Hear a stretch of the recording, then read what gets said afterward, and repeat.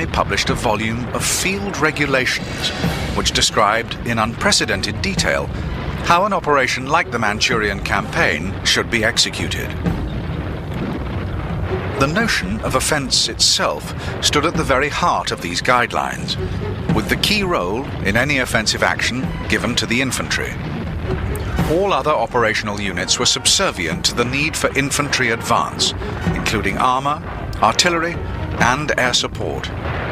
At first glance, this appears similar to the German blitzkrieg approach to warfare, but the Soviet thinking did reveal one subtle difference. This can be seen in the role given to support troops behind an initial phase infantry assault.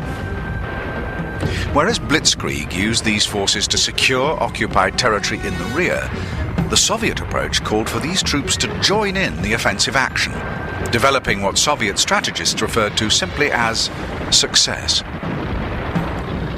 This was a bold, aggressive approach to warfare, but it required speed and surprise to prove effective in practice. The Soviet ability to achieve both these elements contributed vitally to the outcome of the Manchurian campaign. It also gives the whole offensive much of its relevance for military thinkers today.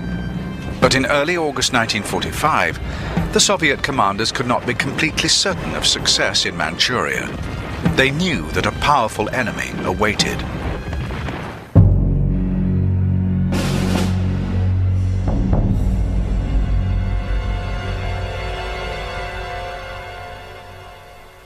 The Kwantung Army was long established in Manchuria, and its commander, General Yamada Otozo, could call on considerable resources in the event of a Soviet invasion.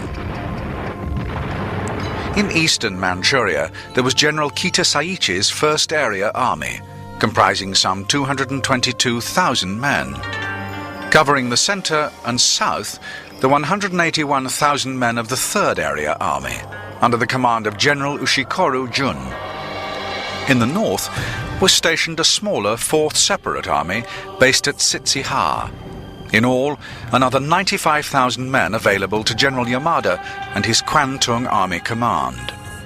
The Japanese 34th Army of Northern Korea could also contribute 2 divisions, and troops stationed in regions such as southern Sakhalin and the Kuril Islands further strengthened Japanese resources, along with the army of the Manchukuo puppet state itself.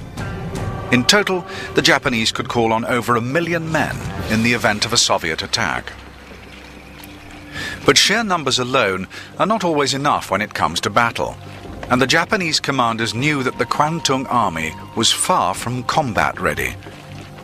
Many of its best troops had long since been creamed off to join the war effort in the Pacific. Many divisions lacked their nominal full complement of men, and shortages of hardware further weakened Kwantung Army strength. When battle was eventually joined, the Soviet provision of tanks, armament and air support far exceeded that of their enemy. The statistics for armor are especially revealing. The Kwantung Army could call on 1,155 tanks. The Soviet invaders could call on 5,550. Despite this numerical deficiency, the Japanese Kwantung Army was still able to demonstrate that the Soviet Union possessed no monopoly when it came to excellent military hardware.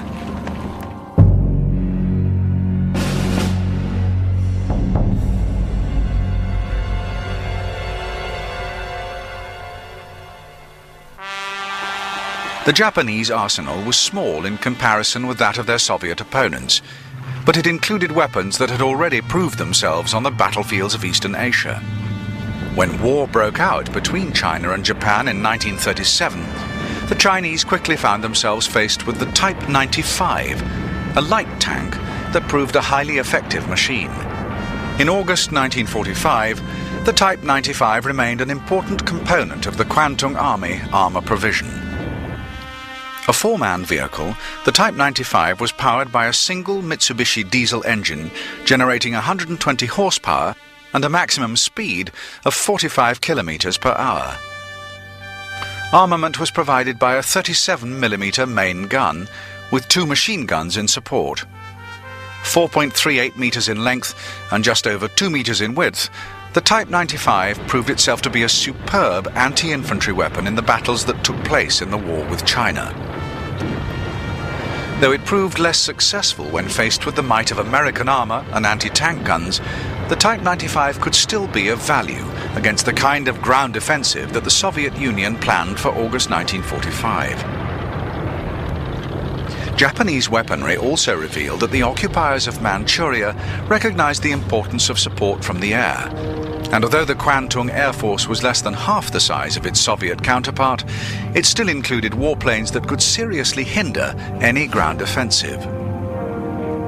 Perhaps the most deadly of these was the Nakajima Ki-84, an aircraft whose development came late in the Second World War. A fighter plane, the Ki-84, or Hayate, could also carry a bomb load of two 250-kilogram devices.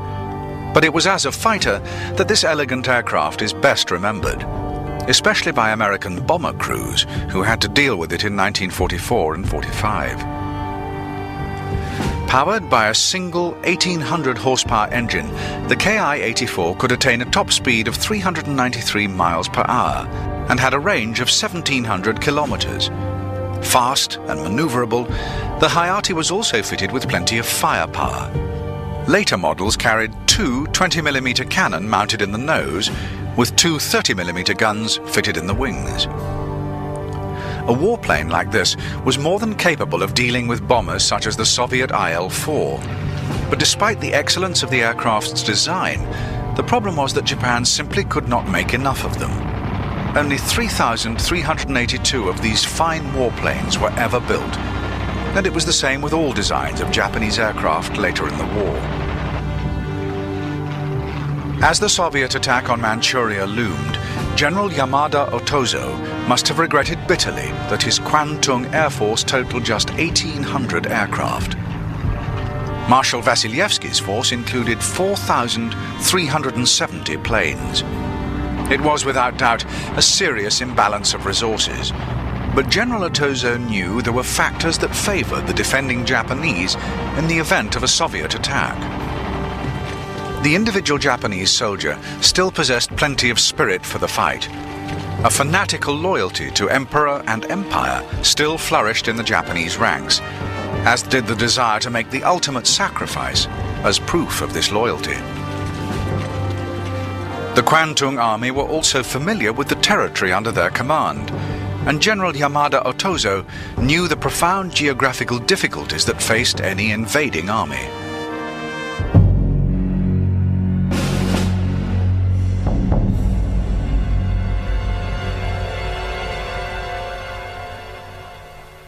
The Soviet Union intended to conquer some 1.5 million square kilometers of territory, an area the size of Western Europe.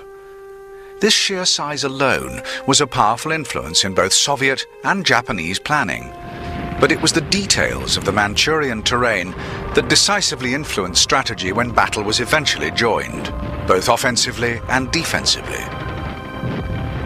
For any army seeking to control the lands of Manchuria, it is the central valley plains of the south that provide the key to success. As well as being the fertile heartland of the region, the Central Valley also enjoys the protection of some powerful natural defenses. To the west, the mountains of the Grand Hingians. To the north, the Lesser Hingians. To the east, the Eastern Highlands. All with limited avenues of approach, as the Japanese knew well. But the mountains are not the only difficulties facing any invader of Manchuria. Before the Soviet Trans-Baikal front could even reach the Great Hingian Mountains, they would have to traverse the arid deserts of Inner Mongolia. In the northwest and in the east, thick forests added to the difficulties of fast-moving offensive warfare, while the riverlands of the north and northeast were surrounded by swampy marshland, which would be especially difficult to cross during the August rainy season. A successful invasion would require ingenuity and flexibility, but the Soviets approached their task with a quiet sense of confidence.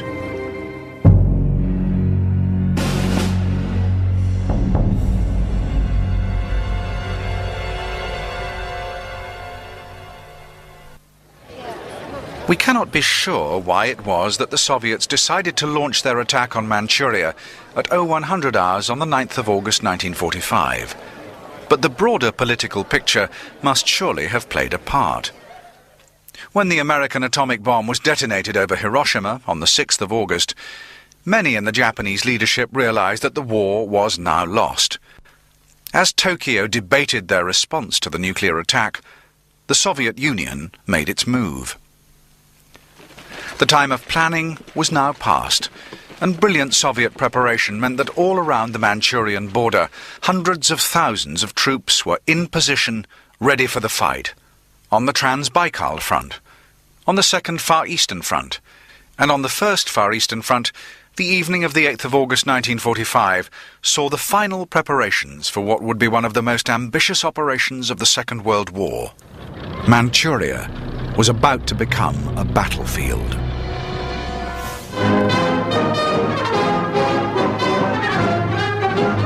Flying from Russia, a large transport arrives at an airfield in Chongqing, China. Aboard is a visitor from America, Vice President Henry Wallace.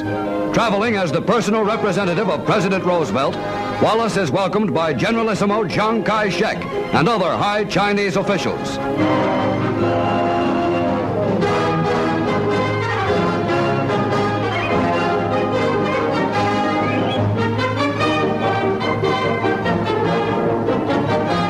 At Xiang's summer residence, over 150 guests attend an official banquet given by the Generalissimo and Madame Xiang in Wallace's honor. Xiang proposes a toast to President Roosevelt. In his response, Wallace said to the Chinese people, more than 20 million of whom have been killed in the war with Japan, there is reason to hope that China will be free in a year.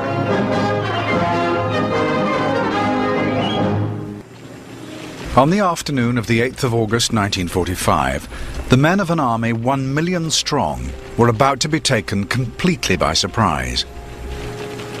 These were the ground troops of the Kwantung, a Japanese army of occupation based in the Chinese province of Manchuria. The Kwantung army was long established in the region.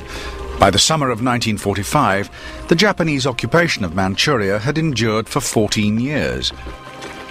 Officially, the province was the state of Manchukuo, an independent land led by the former Chinese emperor, Henry Puyi. But Puyi was nothing more than a puppet. It was the Japanese who held the real power in Manchuria. And by 1945, the local people must have wondered if they would ever see the last of the troops that occupied their land. As the men of the Kwantung army went about their duties on the 8th of August 1945, they knew that their grip on Manchuria was under threat. Just 2 days earlier, an American atomic bomb had laid waste the Japanese city of Hiroshima. As news of the nuclear attack spread, many soldiers of the Kwantung must have wondered if they would face a similar fate.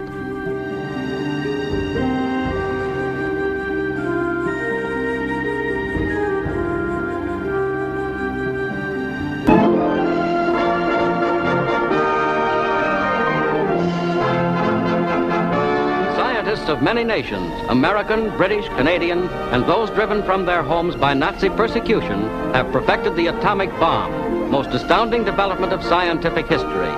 At the University of California, in absolute secrecy, Dr. Ernest O. Lawrence experimented with the cyclotron. Such work as his led to the splitting of the uranium atom, force of the atomic bomb. I shall ask Congress to cooperate to the end that its production and use be controlled, and that its power be made an overwhelming influence toward world peace. We must constitute ourselves trustees of this new force, to prevent its misuse, and to turn it into the channels of service to mankind. As events transpired, the second atomic bomb was deployed against the Japanese homeland at the city of Nagasaki. But the occupiers of Manchuria would not escape the full force of war. Just hours before the destruction of Nagasaki, the Kwantung army was also attacked in what can now be seen as one of the most intriguing operations of the Second World War. At 0100 hours on the 9th of August 1945, the Soviet Union launched its Manchuria campaign.